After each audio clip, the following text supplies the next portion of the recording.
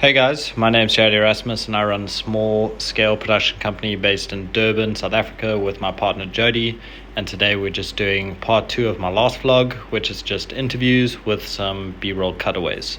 This is just a roll behind the scenes. So we're setting up for tomorrow's interviews. We are doing a 2-camera setup. This is part 2 of my last vlog, and we're going again with the Fx6 and the A7S III. And the only difference I'm making is I'm swapping the lenses around. In the last vlog, this was our A cam. It was quite a wide safety shot of the whole interview, and I was shooting that at 35 f2. I was mainly just doing that because this lens and this camera is a solid setup. 35 at f2 looked great, and I just thought I could get a really strong wide shot with this, with the audio coming in and all of that. But then when I started editing, obviously the 24 to 70 was on this, so this was zoomed all the way into 70.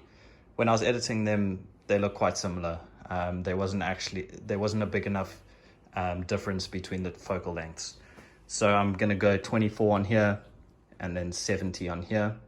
But if I wanna go like 35 or 50 on here for a nice wide, then I can go even closer with this.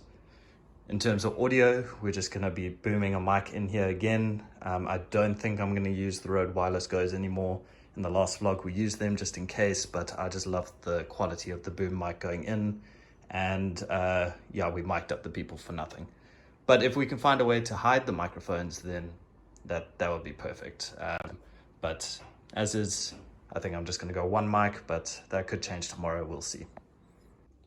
So if you're wondering what's going on the front of the lens here, I learned this trick from another YouTuber a couple years ago.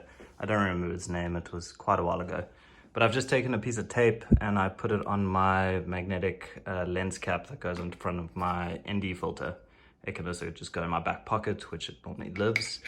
And in run and gun situations, I can just take this off, put it in front of the camera and just point at what frame rate I'm in.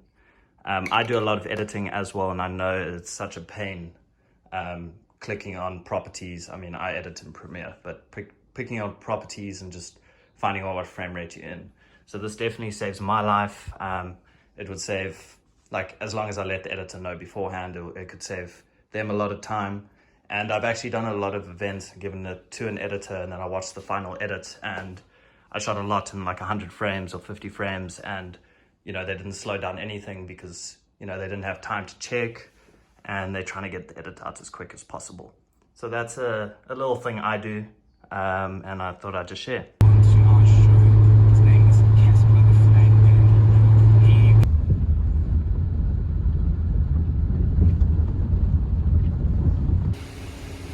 So things worked out a little bit differently. We're actually outside, which is great. We don't need to lug our lighting around.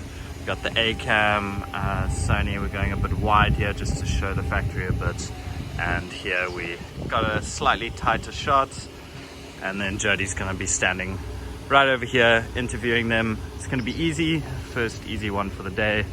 We're shooting at about 75mm on this and 24mm on this, and yeah, that's exactly what I want it to look like. We're just going to go with the Rode video, what's it called, the Rode Wireless Go in here. It's a bit too windy to boom, which I'm perfectly fine with. And yeah, so that's going to be for the first interview, and yeah, looks good. So in terms of white balance, I've been using these two things recently. The color checker, I kind of just use this in post. I just ask them to hold it and then I'll do the white balance in post. But I really love this thing. I forgot what it's called, but yeah, it just clips onto the front of the lens. Let's see if I can do it with one hand here. Great, and then you come around to the camera here and you push the auto white balance button, calculates it. Yeah, 56,000 Kelvin. Sounds about great. Sounds right. And then yeah, you just do the same thing on the A7S III and it should match. I think what it does is it just takes the ambient light through here and kind of acts as a gray card. And here how I'll do that, I just turn the camera on, I go into manual mode, which is here, go to my white balance, and then I'll set my custom white balance here, 56,000. Great, perfect. And then I just take it off. Sorry, it's hard doing this all with one hand. take that off. That looks great there. That looks great there. And then in post, I'll just ask them to hold this, and then in post I can just fine tune if there is slight differences like color casts or anything.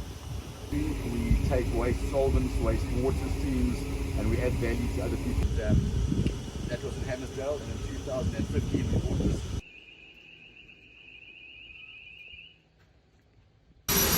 Okay, second interview. So it's going to be quite an easy one, just a 2-camera setup here. I'm just going to have him stand under the lights there. We're not going to set up lights. We got a nice amount of light coming through here. We're just going to put the Rode mic on. I know at the beginning of this video I said I'm probably not going to use them, but you know, we got a lot of wind coming in through this side and a lot of noise in the background, so I think a little lapel mic will definitely help that out a bit. But right now I'm going to go get some b-roll of people working on these kayaks. I think that's what they're called. Correct me in the comments. So if you're wondering about the audio during the interview, don't worry, I was quite worried about it, but the Fx6 handled it pretty well. I'm quite impressed with it. I'll show a bit of an example at the end of the video, so just stick around for that.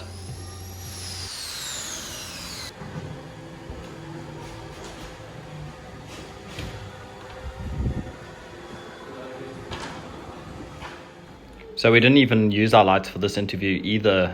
The place had such nice overhead lights that were perfect for the interview. They lit them up so well.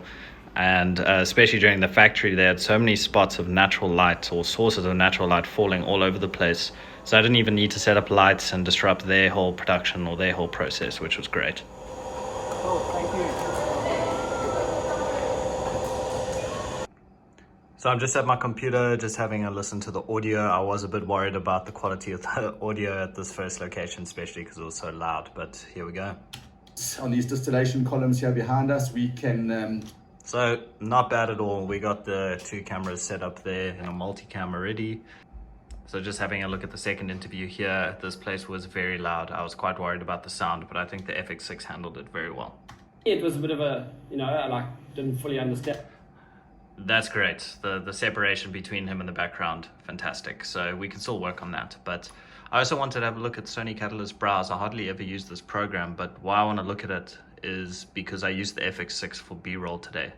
I usually use the A7S III because of the form factor, the IBIS, which is very important, and that it can go on a gimbal. But I really wanted to try the Fx6 today. And I was a little bit worried that some of the clips are a bit shaky. So I just wanted to have a look in here.